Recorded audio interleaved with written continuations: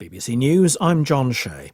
The Ukrainian government says that Russian attacks have again prevented people from escaping the southern port city of Mariupol, where conditions are becoming increasingly desperate.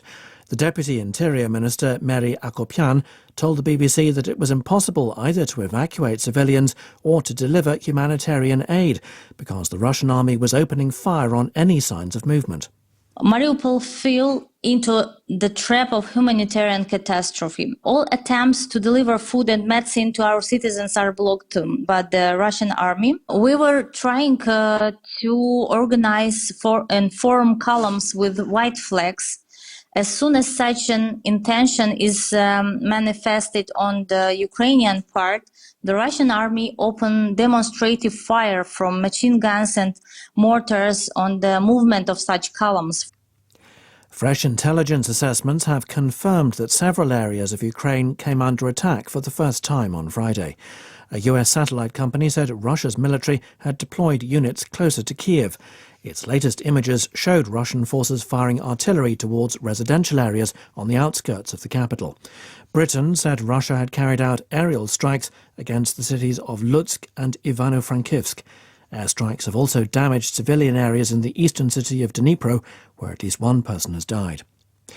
Western ambassadors at the United Nations Security Council have dismissed as nonsense Russian claims that Ukraine has developed chemical or biological weapons. The Council heard Moscow's representative make unfounded allegations that deadly viruses had been engineered in Ukrainian laboratories. The British envoy said the Russian government had sunk to new depths in propagating grotesque lies. Kiev's ambassador to the UN, Serhiy Kyslytsya, rejected Moscow's allegations. So what else are you going to use against Ukraine? Cruise missiles, multiple rocket launchers, heavy aerial bombs? We have already experienced all of this. What is next? Ammonia, phosphorus? And what will be the next target? One more residential building? One more maternity hospital? One more school? The G7 group of leading industrial nations and the European Union are imposing further restrictions on trade with Russia in response to the invasion. Here's David Willis.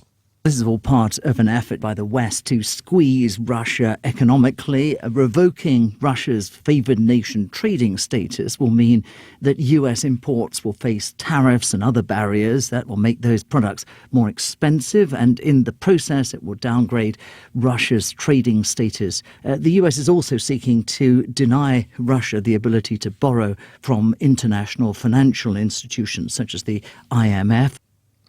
World News from the BBC. The United States has imposed sanctions on individuals and entities in Russia whom it accuses of supporting North Korea's ballistic missile program.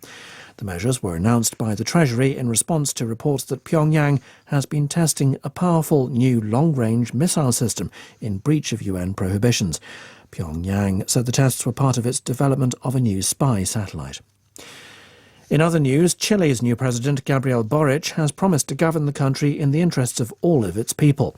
In his first presidential address, the former student activist said he would address the issue of widespread inequality, which sparked mass protests in 2019, and improve public education, pensions and access to health care. A judge in the American state of Texas has temporarily blocked officials there from investigating parents who've helped their transgender children to get care, such as psychiatric and hormone therapy or surgery. Civil liberties groups say officials are attempting to criminalise parents for helping their children to access age-appropriate health care. Sophie Long has more details. In Dallas, District Judge Amy Clark Meacham heard from lawyers representing the parents of a 16-year-old who were being investigated over the gender-affirming care their child has received. Judge Meacham temporarily blocked that investigation after the American Civil Liberties Union sued the state of Texas on the parents' behalf. The judge has now issued a ruling preventing similar investigations into other families. More than 60 companies have called on the Texas governor to abandon the executive order issued last month. It equates such care with child abuse. A court in El Salvador has ordered the provisional arrest and detention of a former president for his alleged role in covering up the murder of 8 people, including 6 Jesuit priests during the country's civil war. Alfredo Cristiani is accused of failing to prevent and then covering up the murders in 1989. BBC News.